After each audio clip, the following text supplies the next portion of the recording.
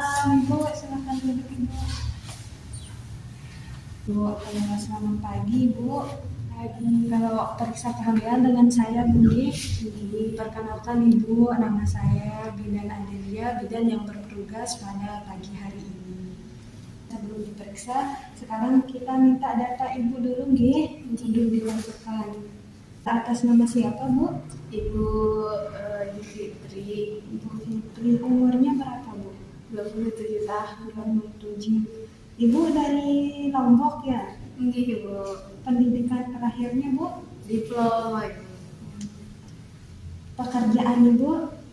Sebagai ibu rumah tangga aja sekarang. Rumah tangga. Alamatnya di mana, Bu? Alamat lengkapnya? Sini di Karangsukun. Karangsukun. Kalau suaminya, Bu, siapa namanya?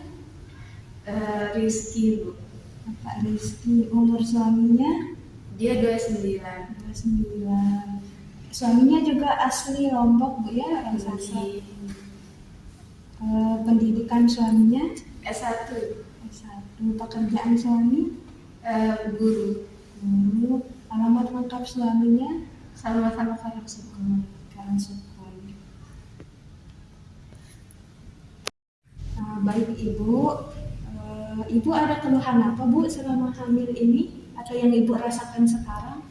Ini, Bu, kalau malam tuh saya kayak sering banget buang air kecil, Bu, bolak-balik toilet. Terus juga BAB-nya saya tuh jarang sekali, Bu.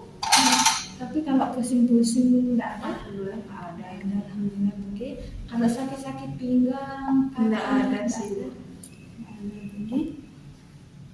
Ibu yang saat ini Ibu ada enggak merasa kayak pantangannya kabur? Nggak ada. Kalau gerakan janinnya aktif, Bu? Aktif, Bu. Alhamdulillah. Udah berapa lama menikah, Ibu? Baru 1 tahun 6 bulan, Bu. Baru 1 tahun. Biasanya kalau di rumah pakai bahasa apa? Kadang bahasa Indonesia, kadang bahasa Sasak. Campur, Bu, ya. Ibu pasti tidak merokok kan, Bu? Kalau suami Ibu ada merokok enggak? Alhamdulillah nggak ada. Ibu ada bawa buku KIA-nya? Ini, Bu. Di sini, di sini. Jadi di sini, Bu, ya, hati-hati Ibu itu tanggal 12 bulan 10 2022. Jadi kalau menurut tafsiran persalinan Ibu itu tanggal 19 bulan 7 atau bulan Juli 2023. Sekarang bulan Mei, berarti tinggal 2 bulan lagi, Bu. Nah, Ibu udah di sini, udah periksanya itu udah 5 kali sekarang, Bu. Jadi rajin Ibu periksa setiap bulan itu, Bu, harus diperiksa. Ibu udah USG ke dokter? Sudah, Ibu. Sudah. Besok tinggal kalau Ibu mau USG dan kalau Ibu punya BPJS bisa minta rujukan ke puskesmas, Bu, untuk USG besok di akhir kehamilan. Ibu ada enggak kekhawatirannya selama kehamilan ini? Rasa takut atau gimana? Nggak ada sih, Bu. Ada. Ya, karena persalinan itu normal. Ibu ada mengkonsumsi obat atau jamu? Ini aja, Ibu, yang tambah darah itu aja. Ya, jadi Ibu harus mencegah anemia atau kurang darah pada Ibu. Sekarang kita akan periksa tinggi badan dan berat badan Ibu. Ibu bisa dulu, Ibu, kita ukur nilainya. Kamarnya bisa dulu.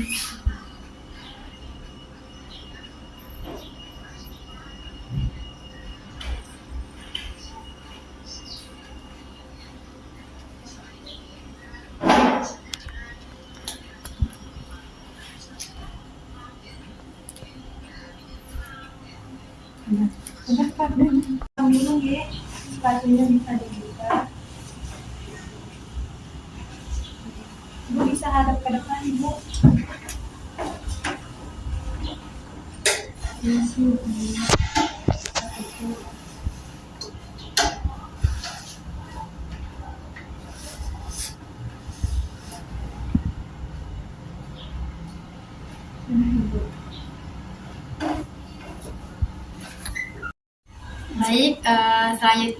selanjutnya kita akan melakukan pemeriksaan tanda-tanda vital pada Ibu. Selamat pagi Ibu. Permisi, sekarang saya akan melakukan tensi pada Ibu ya. Permisi Ibu. Saya cek suhunya terlebih dahulu ya. Bentar, lihat, belum selesai ini. Jangan diangkat dia. Bentar lagi masuk corona. Di ruang Tensi Ibu. orang sebelah. Mendapat kondisi dengan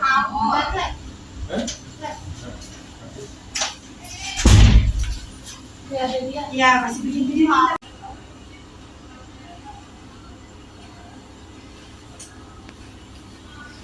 Mana bu, Bapak?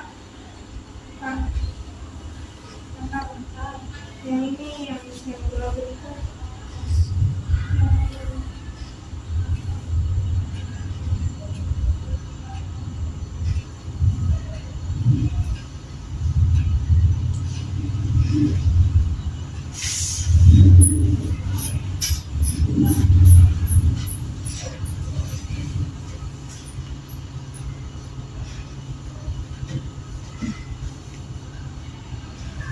Astaga.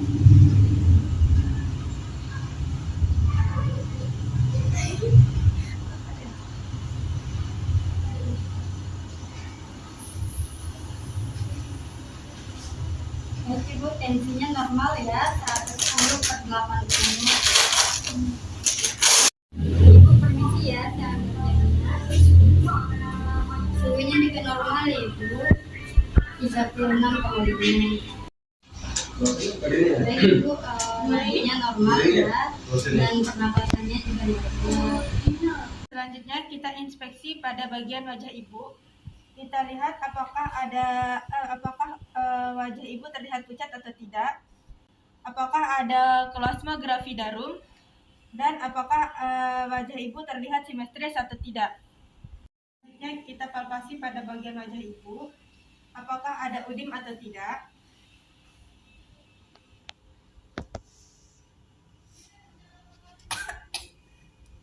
Baik, selanjutnya kita inspeksi pada bagian tangan Ibu yang paling terjauh. Kemudian kita palpasi. Kita tekan bagian ujung jari Ibu atau ujung kuku Ibu. Apakah terlihat pucat atau tidak. Baik, selanjutnya ke yang terdekat. Kita tekan juga apakah pucat atau tidak. Jadi selanjutnya kita akan melakukan pemeriksaan Leopold. Permisi Ibu, di sini saya akan melakukan pemeriksaan pada area perut Ibu. Apakah Ibu bersedia? Ya, jadi pertama-tama saya akan siapkan alatnya terlebih dahulu ya Bu ya. Di sini ada medline dan juga ada funduskop.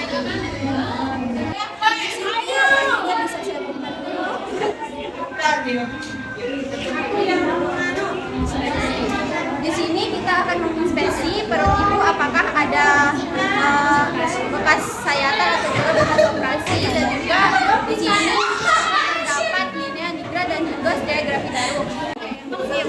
Di sini kita mengumpulkan janin agar berada di tengah sambil meraba bagian apa yang ada di fundus.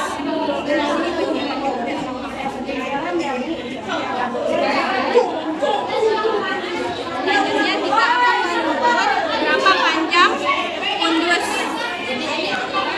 Berapa panjang fundus? Kakak udah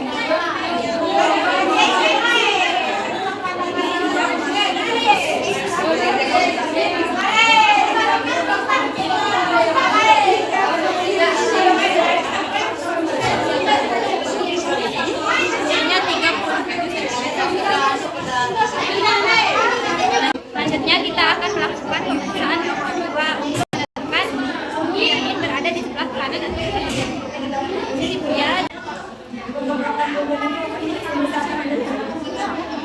Jadi Bu ya.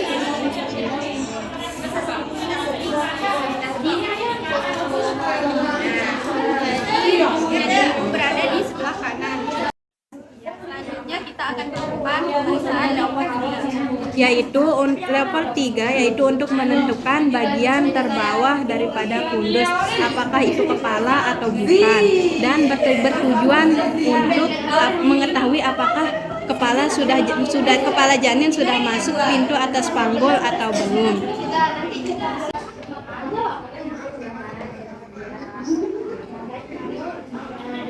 Bila tangan masih terbuka atau konvergen, berarti janin belum masuk pintu atas panggul. Seperti ini, berarti itu sudah masuk pintu atas panggul atau disebut dengan konvergen. Bila bertemu makanya disebut dengan konvergen, artinya kepala janin belum masuk pintu atas panggul. Selanjutnya yaitu pemeriksaan level 4. Itu jika kepala janin itu sudah masuk pintu atas panggul. Selanjutnya yaitu pemeriksaan Leopold 4. Leopold 4 dilakukan jika kepala janin sudah masuk pintu atas panggul dengan menggunakan metode perlumbaan, yaitu jika di sini yang tersisa 2 jari, maka 3/5 dari kepala janin sudah masuk. Jika 3 yang tersisa, maka 2/5 daripada kepala janin sudah masuk, atau dihitung itu 3/5. Jadi selanjutnya kita akan mendengarkan denyut jantung janin. Ibu kakinya bisa diluruskan. Nah, di sini kita menggunakan fundoskop untuk mendengarkan denyut jantung janin.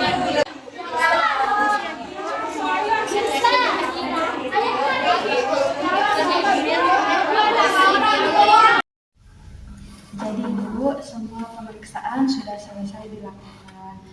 Berat badan ibu itu sesuai dengan perkembangan janin ibu, sesuai dengan semakin besarnya perut ibu, jadi sesuai, tidak terlalu banyak dan ibu tidak termasuk kategori kurus juga tidak, Nah, juga dari pemeriksaan tadi juga janinnya itu sudah masuk, pintu atas ini sudah masuk. Nah, untuk selanjutnya Ibu bisa melakukan kunjungan ulang atau kunjungan selanjutnya itu 1 bulan ke depan, 1 bulan yang akan datang. Nah, nanti Ibu untuk buku KIA-nya ini nanti Ibu bisa baca-baca, di sini kan ada bagaimana perawatan sehari-hari, Ibu bisa baca-baca ini dan Ibu lakukan setiap hari. Ada porsi makannya juga, ada yang tidak boleh Ibu lakukan selama hamil, kayak merokok atau terpapar asap rokok. Kalau ada orang yang merokok, Ibu bisa minggir lebih jauh agar tidak terkena asap rokok. Terus selanjutnya itu ada kerja berat, Ibu tidak dianjurkan, tapi kalau sekadar yang sampai tidak banyak menguras tenaga itu boleh-boleh saja, Bu ya. Ibu juga tidak boleh tidur terlentang, Udah lama saya sudah. Jadi kan sebelumnya mungkin sudah diajarkan, Bu ya, cara tidur itu sebaiknya itu menghadap ke kiri. Sudah bisa bukan ya cara bangun, cara tidur seperti itu, Bu ya.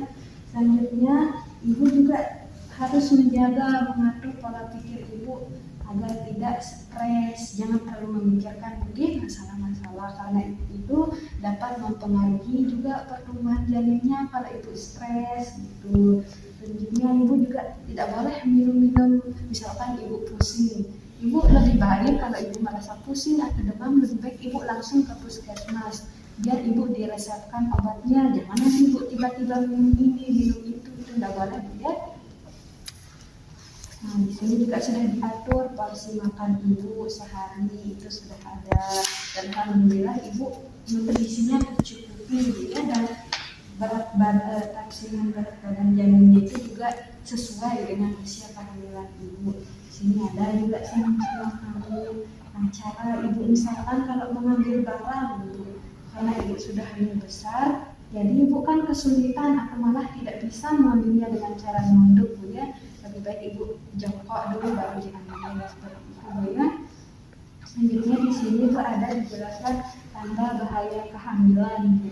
Misalkan, tapi alhamdulillah Ibu tidak ada ya. Jika Ibu mengalami salah satu yang ini, Ibu langsung segera ke fasilitas kesehatan, ke bidan desanya atau langsung ke puskesmas ya. Misalkan kayak muntah, darahnya itu terus menerus sampai ibu itu tidak mau makan. Misalnya kayak tadi Bu ya, kegerakan jarinya itu harus diperhatikan. Selanjutnya itu ada jika ibu demam tinggi juga. Intinya kalau ibu merasa tidak enak badan, lebih baik periksa Bu ya, agar diberikan tindakan yang benar. Selanjutnya itu jika ibu ada luka pada kaki, tangan, dan wajah itu Bu ya, tapi alhamdulillah tidak ada Bu ya, ibu tidak mengalami luka-luka. Selanjutnya, nah ini Bu, karena kehamilan ibu sudah masuk 8 bulan, dan ibu bisa saja ini air ketuban pecah sebelum waktunya Bu. Oke, jika ibu mengalami itu segera langsung datang ke puskesmas terdekat. Udah dulu. Nah, baik Ibu, hanya itu adik belum ada kasih konsep tentang. Nah, jadi Bu, untuk keluhan yang tadi Ibu rasakan itu normal-normal saja Bu ya. Misalkan kayak sering buang air kecil dan BAB-nya itu agak sulit Bu, itu masih normal, tapi Ibu bisa mengatasinya kayak yang tadi, banyak minum air putih dan makan makanan yang berserat. Nah, itu Bu ya yang bisa kami bantu, dan alhamdulillah semua pemeriksaannya normal. Jadi semoga Ibu selalu sehat dan persalinannya dengan normal dan lancar Bu. Bu. Terima kasih Bu. Mari Bu. Hati-hati Bu. Assalamualaikum. Salam.